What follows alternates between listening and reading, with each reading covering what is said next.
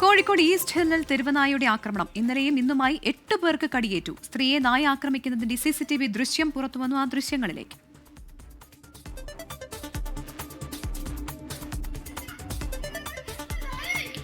Sameer C മുഹമ്മദാണ് Kozhikode നിന്ന് ചേരുന്നത്. സമീർ, ഇതിപ്പോൾ ഒരു നിത്യസംഭവമായി മാറിയിട്ടുണ്ട്. 8 പേർക്കാണ് കടിയേറ്റിരിക്കുന്നത്. കടിയേറ്റവരുടെ ആരോഗ്യനില നിലവിൽ എങ്ങനെയാണ്?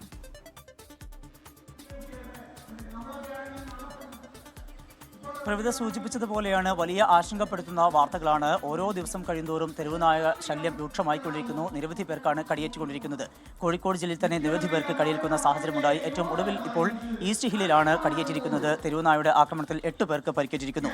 ഇന്നലെയും ഇന്നുമായാണ് 8 പേർക്ക് പരിക്കേറ്റിരിക്കുന്നത്. വാസുദേവൻ എന്ന വ്യക്തിയുടെ കൈക്കും അതുപോലെ തന്നെ മുഖത്തുമാണ് കടിയേറ്റത്.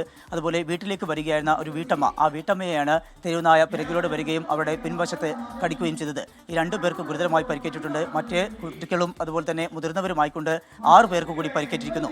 കോഴിക്കോട് മെഡിക്കൽ കോളേജിലും അതുപോലെ തന്നെ ബീച്ച് ആശുപത്രിയിലുമായിക്കൊണ്ടാണ് ഈ കടിയേറ്റവർ ചികിത്സ തേടിയിരിക്കുന്നത്. പരിക്കേറ്റവർ ചികിത്സ തേടിയിരിക്കുന്നത്. 2 പേർക്ക് ഗുരുതരമായി തന്നെ കടിയേറ്റിട്ടുണ്ട്. നാട്ടുകാരുടെ ഭാഗത്തുനിന്ന് വലിയ പ്രതിഷേധം ഉയർന്നു. അതിന്റെ പശ്ചാത്തലത്തിൽ പിന്നീട് കോർപ്പറേഷൻ ഇടപെടുകയും അതിൽ ഒരു തെരുവുനായെ പിടികൂടാൻ കഴിഞ്ഞിട്ടുമുണ്ട്. അതിനെ ABC കേന്ദ്രത്തിലേക്ക് മാറ്റിയിട്ടുണ്ട്. എന്നാൽ പ്രദേശത്ത് തെരുവുനായ ശല്യം രൂക്ഷമാണ്. അതുകൊണ്ട് തന്നെ കോർപ്പറേഷൻ ശക്തമായ നടപടി സ്വീകരിക്കണമെന്നുള്ള ആവശ്യമായി നാട്ടുകാർ പ്രതിഷേധത്തിലാണ്.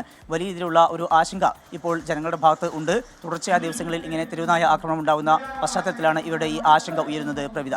സമീർ സി മുഹമ്മദാണ് വിവരങ്ങൾ നൽകിയത്. കോഴിക്കോട് 8 പേരെയാണ് തെരുവുനായ ആക്രമിച്ചത്.